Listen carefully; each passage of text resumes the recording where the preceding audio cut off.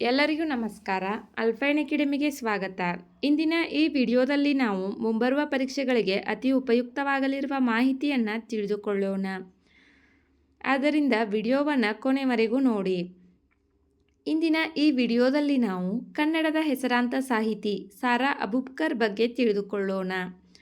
ಸಾರಾ ಇವರು 30 ಜೂನ್ 1936ರಲ್ಲಿ ಚಂದ್ರಗಿರಿ ತೀರದ ಕುಗ್ರಾಮವೊಂದರಲ್ಲಿ ಜನಿಸಿದರು.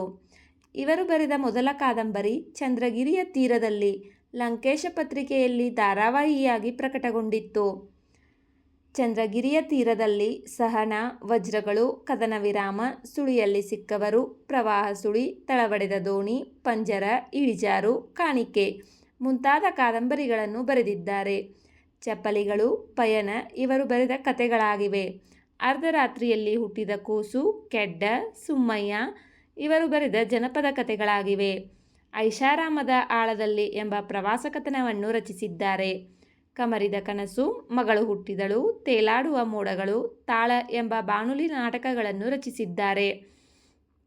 ಇವರು ಬರೆದ ಸಹನ ಕಾದಂಬರಿಗೆ ವರ್ಧಮಾನ ಪ್ರಶಸ್ತಿ, ಸುಳಿಯಲ್ಲಿ ಸಿಕ್ಕವರು ಕಾದಂಬರಿಗೆ ಮಾತೋಶ್ರೀ ರತ್ನಮ್ಮ ಹೆಗ್ಗಡೆ ಪ್ರಶಸ್ತಿ ಮತ್ತು ಸಂದೇಶ ಪ್ರಶಸ್ತಿಗಳು ದೊರೆತಿವೆ.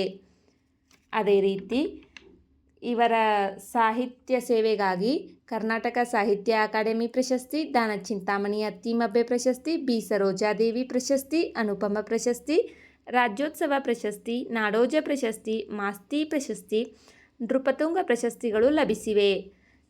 ಇವರು 10 ಜನವರಿ 2023ರಂದು ಮರಣವನ್ನು ಹೊಂದಿದರು. ವಿಡಿಯೋ ನೋಡಿದ್ದಕ್ಕಾಗಿ ಧನ್ಯವಾದಗಳು. ವಿಡಿಯೋದಲ್ಲಿರುವ ಮಾಹಿತಿ ಉಪಯುಕ್ತವೆನಿಸಿದರೆ ವಿಡಿಯೋಗೆ ಒಂದು ಲೈಕ್ ಮಾಡಿ. ಮತ್ತಷ್ಟು ಮಾಹಿತಿಗಾಗಿ ನಮ್ಮ ಚಾನಲ್ನಲ್ಲಿರುವ ವಿಡಿಯೋಗಳನ್ನು ವೀಕ್ಷಿಸಿ. Thank you.